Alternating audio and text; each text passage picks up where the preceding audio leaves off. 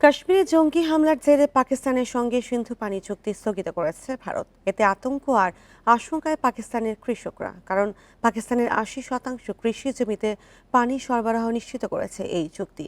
পানি সরবরাহ বন্ধ করায় প্রভাব পড়বে বিদ্যুৎ উৎপাদনেও।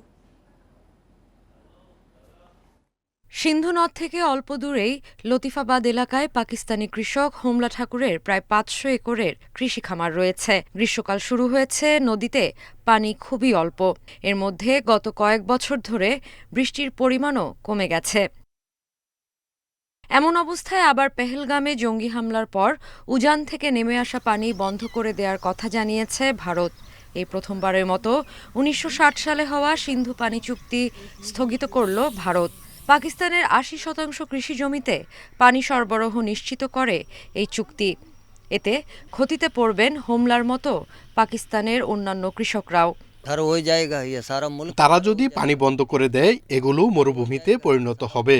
এমনকি পুরো দেশও না খেয়ে মারা যাব আমরা, কারণ পানি ছাড়া কোনো কিছুই সম্ভব না। পানি ছাড়া তো কিছু নেই। আল্লাহ করুণাময়, তিনি নিশ্চয়ই কোনো উপায় বের করে দিবেন। তিনি চাইলে বৃষ্টি হবে, তবে এখন আমরা হুমকিতে আছি। পানি সরবরাহ বন্ধ করায় শুধু কৃষিকাজেই নয়, বিদ্যুৎ উৎপাদনেও প্রভাব ফেলবে পানি ঘাটতি। এতে অর্থনীতিও ক্ষতিগ্রস্ত হবে বলে মনে করছেন অর্থনীতিবিদরা।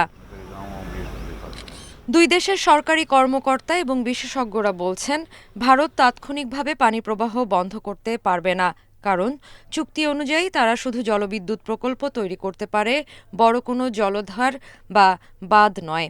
কিন্তু কয়েক মাসের মধ্যেই এসব ক্ষেত্রে পরিবর্তন শুরু হতে পারে। এদিকে নাম প্রকাশে অনিচ্ছুক দুই ভারতীয় সরকারি কর্মকর্তা জানান, ভারত কয়েক মাসের মধ্যে খাল ব্যবহার করে নিজস্ব কৃষিকাজের জন্য পানি সরিয়ে নিতে শুরু করতে পারে।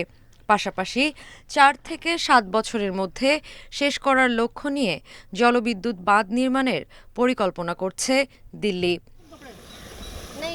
পাকিস্তানের জন্য নির্ধারিত ৩টি নদী, ২৪ কোটি জনসংখ্যার এই দেশে ১৬ মিলিয়ন হেক্টরেরও বেশি কৃষিজমি সেচের জন্য ব্যবহৃত হয়, যা মোট কৃষিজমির ৮০%। Sadia Afrin, independent news.